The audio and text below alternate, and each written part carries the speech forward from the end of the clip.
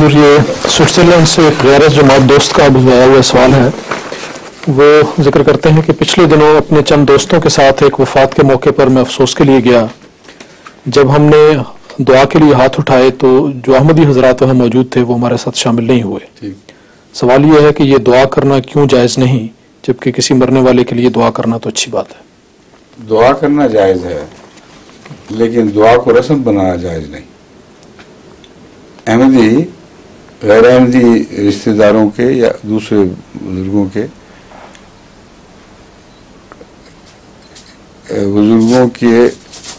جو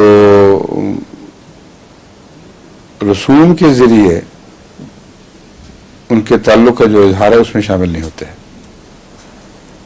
جو حقیقی تعلق ہے وہ دعا کے لیے ان کو آمادہ کرتا ہے اور کسی نے ان کو کبھی نہیں روکا. نماز جنازہ کی رسمی ادائیگی سے روکا گیا ہے، اس میں ایک حکمت ہے، اس وقت زیر بحث نہیں آ سکتی، مگر دعا کرنے سے کبھی کسی کو نہیں روکا.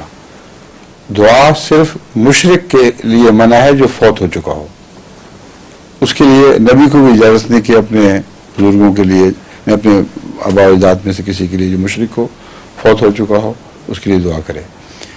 لیکن ہم جب جاتے ہیں دوسروں ان کے ہاں تو ان کی قبروں پر بھی دعا کرتے ہیں، ان سے ملتے ہیں تو ان کے لیے دعا کرتے ہیں. دعا سے کہیں کسی احمدی کو نہیں روکا گیا. جو روکا گیا ہے وہ یہ ہے کہ ان کے ہاں ایک رسم بن چکی ہے، بیٹھے ہوئے ہیں سارے اور ایک تعزیت کرنے والا آیا ہے، اس کے داخل ہوتے اچھا بیٹھ. یہ جو چیز ہے یہ نہایت ہی بیہودہ رسم ہے، دعا کا مذاق ہے، دعا کا استخفاف ہے، دعا کے ساتھ گستاخانہ سلوک ہے. اس لیے احمدی اس بات کے خلاف احتجاج کرتے ہیں، نعوذ باللہ، یہ نہیں کہ ہم تمہارے لیے وفات شدہ کے لیے دعا نہیں کرنا چاہتے. تو کوثر نیازی صاحب مرحوم کا بیٹا جوان فوت ہو گیا تھا، تو چونکہ ان کے تعلقات تھے اس لیے میں تعزیت کے لیے ان کے ہاں گیا، مگر میں نے پہلے پیغام بھیجوا دیا. میں کہ وہاں کوئی اور نہ بیٹھا ہو، کیونکہ میں یہ پسند نہیں کرتا کہ وہ جاتے یوں کریں اور میں نہ کروں تو وہ سمجھیں کہ میں مذہباً اس بات کا قائل ہی نہیں کہ آپ کے بیٹے کے لیے دعا ہو سکتی ہے. اس لیے بہتر یہی ہے کہ آپ ہی رہیں، میں آؤں گا اور آپ کی خواہش ہوئی تو میں اس کے لیے دعا کروں گا، لیکن مناسب صحیح طریق پر. چنانچہ میں نے وہاں جا کر اس بچے کے لیے دعا بھی کی.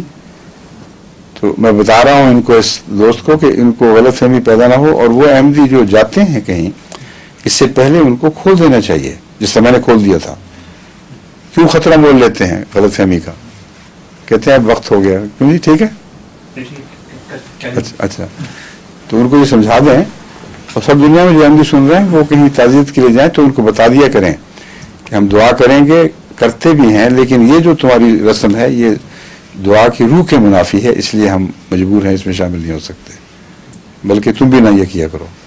اور حضرت مسیح موعود علیہ السلام یہی رسمیں بد رسمیں توڑنے کے لیے، اسلام میں بد رسوموں کو توڑنے کے لیے آیا ہے.